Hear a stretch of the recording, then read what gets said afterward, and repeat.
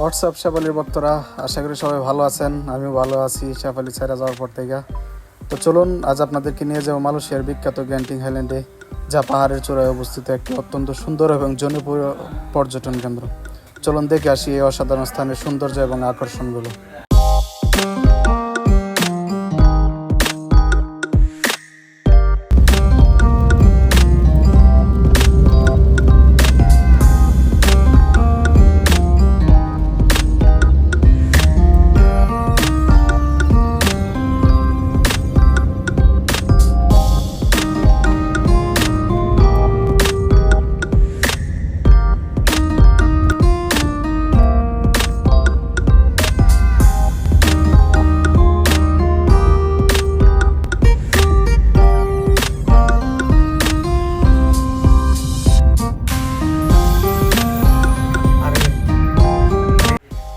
চলে আসলাম গ্যান্টিং হাইল্যান্ডের মাঝপথে, যেখান থেকে আপনারা গ্যান্টিং হাইল্যান্ডে উঠতে গিয়ে যদি আপনারা রাইড নিতে চান তাহলে কেবল কারের মাধ্যমে রাইড নিতে পারবেন।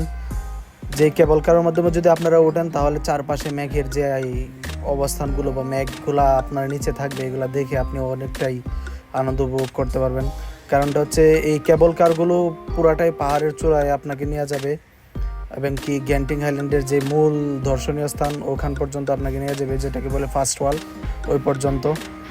আপনি চাইলে দেখতে পারেন আশেপাশে যত মেঘ বা মেঘ সহ আকাশ, পুরোটাই দেখতে কত সুন্দর। তো এখন আপনাদেরকে নিয়ে যাব, এই কেবল কারের মাধ্যমে নিয়ে যাবে আপনাদেরকে সরাসরি গ্যান্টিং হাইল্যান্ডের ভিতরে। চলুন দেখতে থাকুন। সন্ধ্যার মুহূর্তে যদি আপনি ওঠেন তাহলে আপনি কেবল কার থেকে দৃশ্যগুলো এরকমই দেখতে পাবেন, মানে মেঘে আচ্ছন্ন থাকবে চারদিক, খুবই মন মুগ্ধকর থাকবে এবং কি আপনার যে পুরো ট্যুরটা সার্থক হয়ে যাবে। কারণ এরকম দৃশ্য সচরাচর কোথাও দেখা যায় না। হয়তোবা আপনি সাজেক ভ্যালিতে গেছেন, সাজেক ভ্যালিতেও এরকম দৃশ্য সচরাচর দেখা যায় কিনা আমার জানা নাই। আশা বললাম কই ফার্স্ট ওয়ার্ল্ডে গ্যান্টিং হাইল্যান্ড ফার্স্ট ওয়ার্ল্ডে আমরা এখন যাব ক্যাসিনো খেলার জন্য। ঠিক আছে, সবাই দোয়া রাখবেন। যে সময় সিঙ্গারা টিয়া দিতার সুস্থ তুই পাঁচটিয়া সিঙ্গারা বিলেছে দেয়া পারেন একটু কেসিনো যাবে কোন দিকে? আপনি তো ক্যাশলেস ব্যবহার করেন, ক্যাশলেস ব্যবহার করো না? তোমার লেস, তোমার তো সব, তুমি তো ক্যাশলেস, তুমি লেগেছে মানিলেস, তুমি লেগেছে আড়ালেস। আমি আড়ালেস চলে। আচ্ছা, এর মধ্যে যে ঝামেলা করে যে আচ্ছা বললাম ফার্স্ট ওয়ার্ল্ড হোটেলের সামনে এখন যাবো ভিতরে দেখার জন্য। আপনারা সাথে থাকেন, সবাই দেখতে পারবেন ইনশাল্লাহ।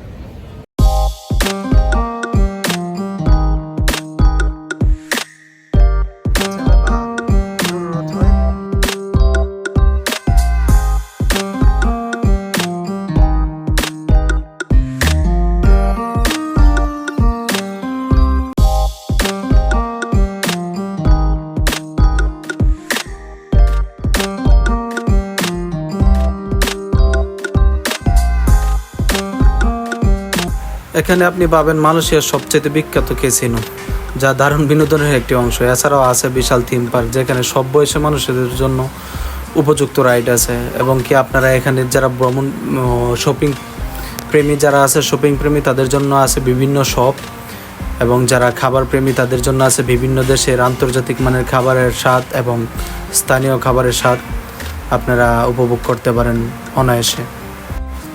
সবচাইতে বড় বিষয় হচ্ছে এখানে মালয়েশিয়ার সবচেয়ে বড় ক্যাসিনো থাকায় আপনি এখানে একদম ফ্রিভাবে ঘোরাফেরা করতে পারবেন, একদম ফ্রিভাবে সব জায়গায় যাইতে পারবেন। তার কারণটা হচ্ছে এই জায়গার প্রশাসন বা এই জায়গার মালয়েশিয়ান পুলিশ যারা আছে এই জায়গায় কখনো রেড দেয় না বা এই জায়গায় কাউরে কোনো জিজ্ঞাসাবাদ ওইরকমভাবে করে না। তার কারণটা হচ্ছে এইখানে যারা আসে ট্যুরিস্ট হিসাবে তাদেরকে পুরোপুরিভাবে সেফটি দেয় মালয়েশিয়ান পুলিশ বা মালয়েশিয়ান গভর্নমেন্ট যারা আছে এই থিম পার্কের দায়িত্বে বা এই গ্যান্টিং হাইল্যান্ডের দায়িত্বে। অতএব আপনার ভয়ভীতি ছাড়াই আপনি অনায়াসে ঘুরে বেড়াইতে পারেন চারিদিকে এবং কি সব জায়গায় দেখতে পারেন, সব জায়গায় ঘুরতে পারেন যদি আপনি লিগেলি যায় থাকেন, ভিসা পাসপোর্ট আপনার থাকে তাহলে। কারণ ইলিগেলি থাকলে বা ইলিগেলি যে কোনো কাজ করলে আপনি যে কোনো জায়গায় আপনাকে আটক করবে, এটা স্বাভাবিক।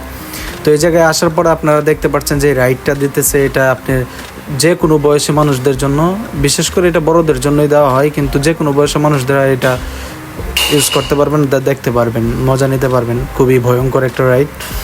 এখানে প্রত্যেকটা রাইডে অনেক ভয়ঙ্কর, কারণ এটা সবচেয়ে বড় মালয়েশিয়ার সবচেয়ে বড় থিম পার্কের মধ্যে এটা একটা, গেন্টিং হাইল্যান্ড থিম পার্ক। অথবা আপনারা আসলে হয়তোবা এটার মধ্যে এক সপ্তাহের জন্য হারায় যেতে পারবেন পুরাপুরিভাবে। তারপরও পুরোপুরি দেখা শেষ হবে কিনা আমার জানা নেই। এই যে একজন এই জায়গায় দেখেন পুরাপুরি অবস্থা টাইট। তো তারপর চলে গেলাম আমরা অন্য একটা হোটেলে, লবিতে যাচ্ছি, কারণ আমাদের গাড়ি আসতেছে, গাড়ির জন্য অপেক্ষা করতেছি। এর আগ মুহূর্তে একটু দেখালাম আপনাদেরকে এই জায়গার যে অবস্থানগুলো বা দৃশ্যগুলো, প্রত্যেকটাই হোটেলের লবিতেই দেখা যায় পার্কগুলোর মতো, বা মানুষ বসে থাকে যে থাকার হোটেলগুলোর লবি এগুলা। তো ফ্রেন্ডদেরকে নিয়ে আসলাম, ফ্রেন্ডদেরকে ঘোরাচ্ছি, দেখাচ্ছি। তারা এই জায়গায় কাজ করে 2 জন, আর বাকি আমরা 3 জন আসছি অন্য জায়গা থেকে। আমরা প্রথমে এই জায়গায় কাজ করছি হোটেলের হাউসকিপিং সাইডে।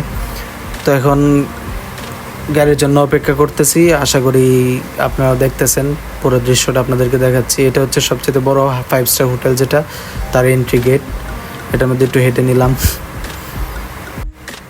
সবশেষে মালয়েশিয়ায় অনেক দর্শনীয় স্থান আছে, যার মধ্যে অন্যতম হচ্ছে এটা মালয়েশিয়ার গেন্টিং হাইল্যান্ড। আপনি আসলে অবশ্যই আপনার কাছে অনেক ভালো লাগবে, যেটা হয়তোবা আমি ভিডিওর মধ্যে তুলে ধরতে পারি নাই, কারণ এটা আমার লাইফে ফার্স্ট ব্লগ, এবং কি আমি পারিও না বা ওইরকমভাবে এডিটও করতে পারি না, ভিডিও মেক করতে পারি না। আমার ক্যামেরাম্যান নাই, আমি নিজেই ক্যামেরা নিয়ে, তারপরে ফ্রেন্ডরা যারা আছে তারা হেল্প করছে। তো তবে আপনারা যদি আসেন তাহলে আপনারা অনেক কিছুই দেখতে পারবেন যেগুলো আমি মিস করছি, কারণ আমি 2 দিনের জন্য যাই জবের ফাঁকে। একদিন ঘুরতে পারি অল্প সময়, তাও কি হাফ ডে ঘুরতে পারছি। বাকি পরের দিন মানে মেঘের জন্য বের হইতে পারি নাই, বৃষ্টির জন্য বের হইতে পারি নাই, তাই দেখা হয় নাই, তাই পুরোপুরিভাবে দেখাতে পারি না। এটা হচ্ছে আমি যেই হোটেলে উঠছি ওই হোটেলের যেই ভিউটা, মানে সাজেক ভ্যালিতে গেছি আমি, কিন্তু এত সুন্দর দৃশ্য এই জায়গায়, রাস্তাগুলো থেকে শুরু করে পাহাড়গুলা, এরপরে বিকালের যে দৃশ্যটা, এটা খুবই মনমুগ্ধকর এবং দেখার মতো একটা দৃশ্য, যেটা হয়তো বা আপনারা যদি আয়সা না দেখেন তাহলে কখনোই বুঝবেন না। আশা করি যদি কেউ ইন্টারন্যাশনাল ট্যুর দেন দেশ থেকে, তাহলে অবশ্যই মালয়েশিয়া আসলে গেন্টিং হাইল্যান্ডে অবশ্যই আসবেন। আয়সা এই যে সুন্দর দৃশ্যগুলো, এটা আপনারা উপভোগ করবেন।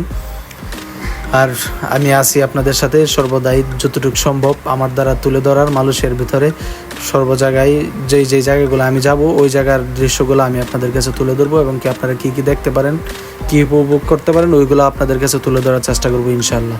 আজকে এই পর্যন্তই, দোয়া রাখবেন সবাই। চলে যাওয়ার সময় ভাই বন্ধু সবাই কথা বলতেছে, তো আবার চলে যাচ্ছি। সবাই দোয়া করবেন আমার জন্য, যেন শেফালির ভক্তদের জন্য নতুন ভিডিও নিয়ে আসতে পারি। ধন্যবাদ শেফালির ভক্তরা। তাহলে আজকের মতো আমাদের